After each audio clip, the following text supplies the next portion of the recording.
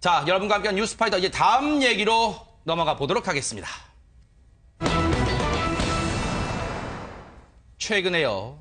이런 사건이 심심치 않게 보도가 되고 있는데 이번에도 대형견에 의해서 한 아이가 심하게 다치는 그런 불상사가 일어났습니다. 홍순빈 아나운서.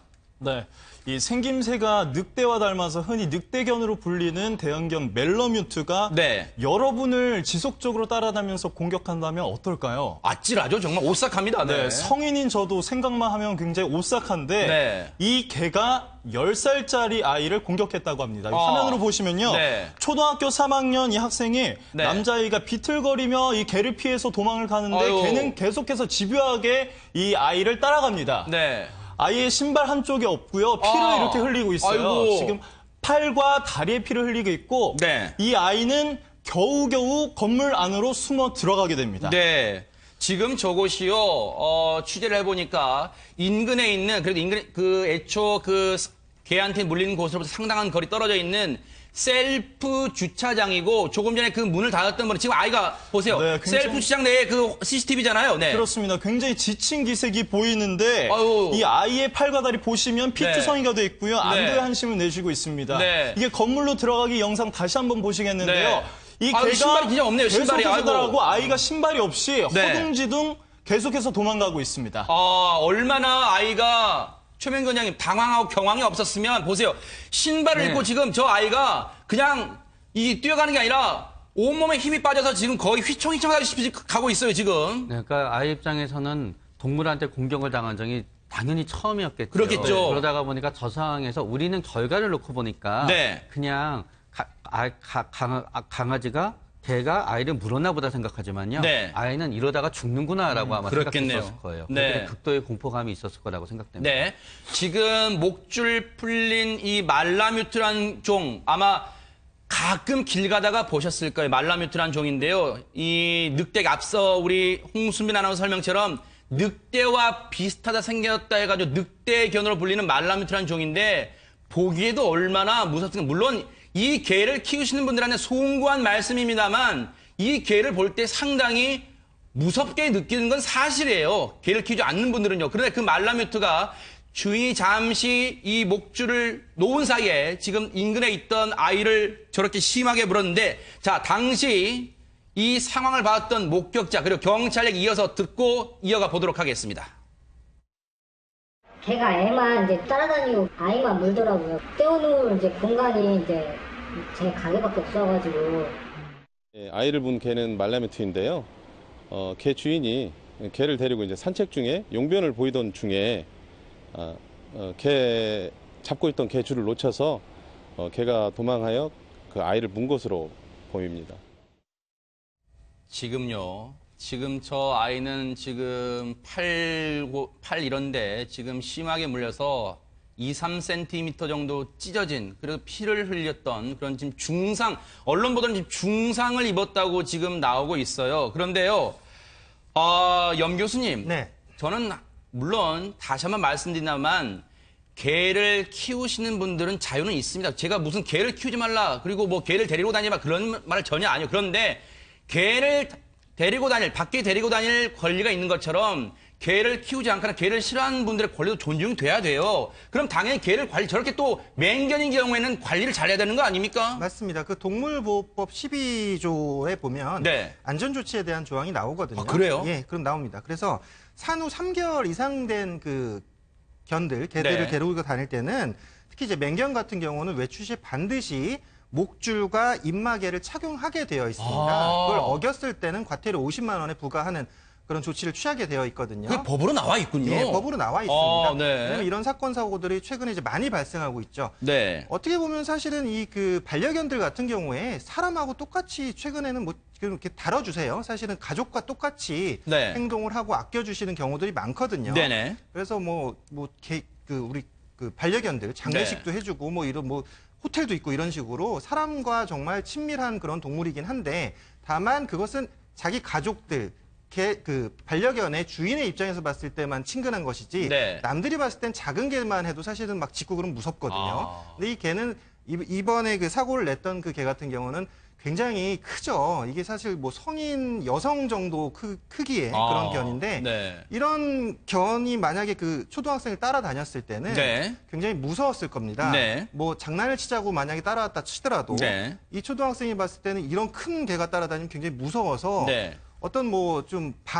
저항을 하는 행동이라든지 네. 공격적인 행동, 그러니까 내가 내 신변을 지키기 위한 행동을 취했을 가능성도 있어요. 네. 그럼 그것을 그 개가 공격적인 행동으로 오인을 하고 또 공격을 했을 아. 그런 가능성이 있거든요. 네. 그리고 특히 개 같은 경우는 이 서열을 굉장히 중시합니다. 그래서 네. 처음에 그 반려견들 교육할 때는 네. 서열 정리를 먼저 해요. 가족 아. 중에서도 사실 아버지, 어머니, 큰 사람들, 또 밥을 네. 주는 사람들 이런 사람들에 대해서는 무서워하거든요. 네. 근데 그 자녀들이 있을 때 어린 자녀들, 뭐 초등학생이라든지 뭐 유아 자녀들 이런 자녀들이 있을 때는 네. 사실 뭐 공격하는 경우도 있어요. 어. 이런 것과 마찬가지로 네. 지금 서열 정리가 안 된 상태에서는 그런 어린이들 또 네. 이런 그 유아들에 대해서 공격적인 행동이 보여질 수 있기 때문에 네. 아까 말했듯이 외부에서 돌아다니는 반려견들은 남들이 봤을 때 다 무서운 겁니다. 아하. 그렇기 때문에 아까 네. 동물보호법을 준수하셔서 네. 돌아다닐 때는 꼭 입마개와 그러니까요. 목줄을 착용해서 네. 좀 다니셨으면 좋겠습니다. 그 개를 키우시는 분의 입장에서는 이해는 됩니다. 자기가 기르는 개가 얼마나 예뻐 보이겠어요. 하지만요, 이렇게 덩치가 크고 이 맹견에 속하는 개들은요, 철저히 관리해야 돼요. 제가 실제로 목격한 건 뭐냐면요, 그때는 이제 주인이 목줄을 잡고 개를 데리고 인도를 걷고 있었지만요, 요즘 이 목줄을 길게 잡는 경우가 많아요. 근데 그 개가 지나가는 여성 행인에게 약간 달려드는 모습을 하니까 그 여성분이 놀라서 인도에서 도로 쪽으로 내려갔어요. 그때 차가 급정거를 하는 아주 아찔한 순간이 제 눈앞에서 벌어졌습니다. 손 변호사님, 네. 이 피해 아동의 엄마 얘기를 들어보니까요, 지금 가슴이 찢어지나 봐요. 상처가 너무 커가지고 말을 할 수가 없대요. 지금 엄마가요. 네. 이게 상처라고 말을 못하고 거기가 뜯겨나간 그런 피부였답니다. 그래서 지금 이 아이는요, 피부 이식 수술을 검토할 만큼 지금 중상을 입었대요. 그렇습니다. 상해죠. 네. 상해를 입었습니다. 그리고 또 지금 이 개 소유자의 그 이야기에 따르면 집에서 같이 외출하려고 나왔는데 목줄을 하고 있었다, 잡고 있었다. 네. 그런데 그 목줄을 이제 놓친 바람에 이런 일이 생겼다라고 하고 있거든요. 네. 그렇다면은 이 목줄을 놓친 것 자체가 과실입니다. 아. 그리고 자신의 과실에 의해서 다른 사람이 상해를 입었기 때문에 과실치상죄가 성립을 할 수 있고요. 그렇다면 형사처벌 대상이 됩니다. 네. 물론 단순한 과실치상의 경우에 법정형이 그렇게 높은 수준은 아닙니다. 네. 500만 원 이하의 벌금 그리고 과료이지만 형사적으로 범죄 얘기는 하고요. 네. 여기에 더해서 이 피해 아동이 이제 앞으로 수술도 받아야 되고 네. 치료도 받아야 되고 또 정신적으로도 여러 가지 충격을 받았을 겁니다. 네. 그리고 부모들도 마찬가지겠죠. 네. 이런 경우에도 그로 인한 여러 가지 물질적, 정신적 손해에 대해서도 배상 책임이 인정될 것이고요. 네. 또 하나가 조금 전에 그 앵커님께서 목줄 말씀하셨잖아요. 네네. 목줄이 너무 길다 보니까 하나만 하다 했는데요. 이거 역시 목줄을 제대로 하지 않은 겁니다. 아, 왜냐하면 그래요? 목줄의 어떻게 목줄을 해야 되는지에 대한 규정도 법에 있어요. 아, 그래요? 네. 이제 동물보호법 시행 규칙 네. 그 12조에 있는데요. 이제 목줄을 하게 될 경우에 외출할 때 동물을 동반하고 외출할 때 목줄을 해야 되는데 이때 목줄을 어떻게 해야 되냐? 다른 사람에게 위해나 혐오감을 주지 아니하는 범위의 길이로 유지하여야 한다고 되어 있습니다. 네. 이걸 그렇게 하지 않았을 경우에는 목줄을 제대로 하지 않은 것이기 때문에 아하. 그에 대한 제재도 받을 수 있거든요. 네. 이제 애완견, 이제 반려견이 여러 가지 그런 긍정적인 그 효과도 있고 요소도 있습니다만 네. 다른 사람에게 피해를 주지 않도록 하는 것도 당연한 그런 의무인 네. 것 같습니다. 앞서 홍수민 아나운서 그 셀프 세차장 주인분으로 보이시는데 그 직원분으로 보이시는데 그분이 그 아이를 얼른 안으로 들여보내서 문을 닫지 않았다면 그 안에서 정말 어떤 일이 일어났을지 몰라요. 그 상상하기 싫어요. 그런데 이 개는 지금 어떻게 됐습니까, 그러면?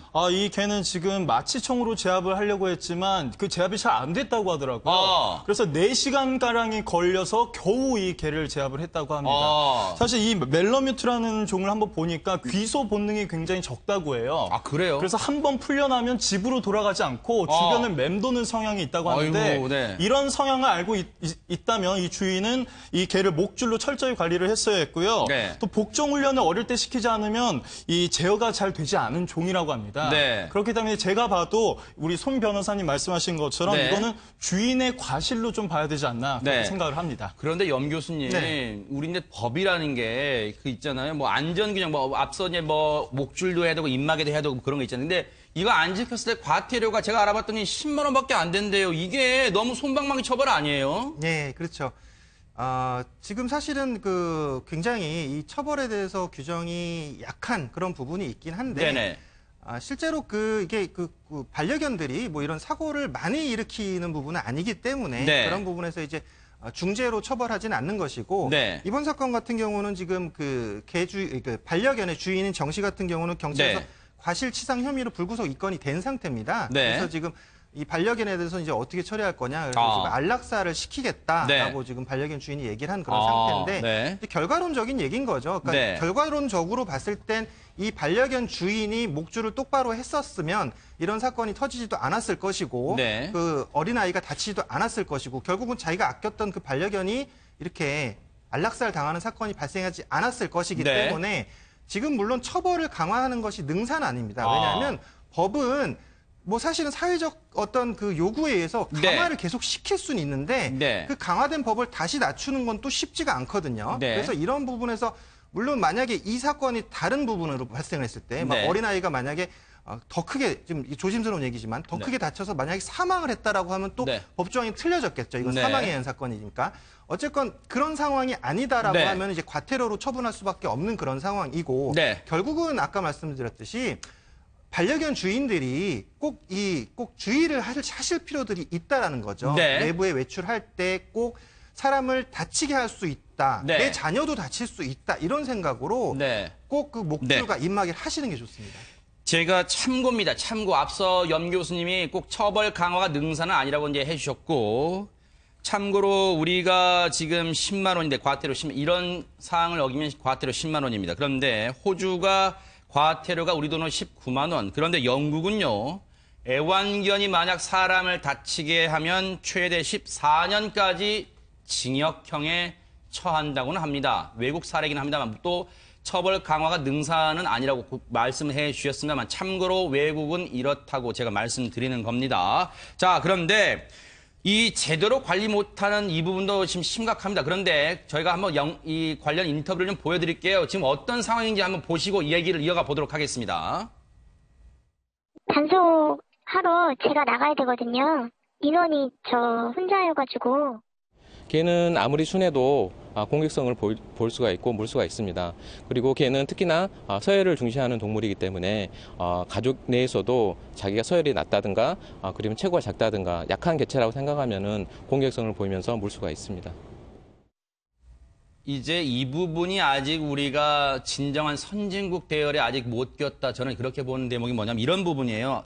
인원이 없어서, 최명규 원장 인원이 없어서 단속을 못 나간대요. 이 부분이 말이 돼요. 그럼 계속해서 제2의 제3의 아까 같은 아이들이 계속 나와야지 정신 차리는 거예요? 그러니까 이제 보통 그렇기 때문에 효율적인 어떤 시스템을 구축해야 되는데요. 강아지들을 주로 반려견을 산책하게 되는 어떤 루트가 정해져 있습니다. 네. 결국은 우리가 이제 교통 단속을 할 때도 결국은 많이 어기는 곳에 가서 집중적으로 단속을 하고, 네. 그런데 인원이 없다 그러면은 상시 단속을 못 하더라도요. 만약에 일제 단속을 하게 되면 그거 자체가 효과가 있게 되거든요. 그러니까 인원이 부족하다 그러면은 일제 단속을 하고, 일제 단속을 할 때 주인들이 주로 실수가 아니더라도 목줄을 갖다 놓게 되는 어떤 일정 장소에서 네. 일제 단속을 하든지 수시 단속을 하게 되면은 적은 인원으로도 최대한의 효과를 올릴 수 있는 방법도 강구할 네. 수 있습니다. 이 사건의 다른 목격자 얘기를 들어보니까 개가 계속 아이의 팔을 물고 놔주지 않았더래요. 그 아이는 얼마나 공포에 떨었겠습니까? 그 순간이 몇 분인지 몇십 초인지 모르겠지만 그 순간이 아마 정말 지옥 같은 그런 순간이었을 거예요. 제발요, 이번 일을 계기로 무슨 꼭 희생자가 나와야지 법을 강화할 겁니까? 좀 제발 이번 일을 계기로 개를 기르시는 분들도 좀 각성하시고 제도적 장치도 좀 보완했으면 하는 그런 간절한 바람입니다.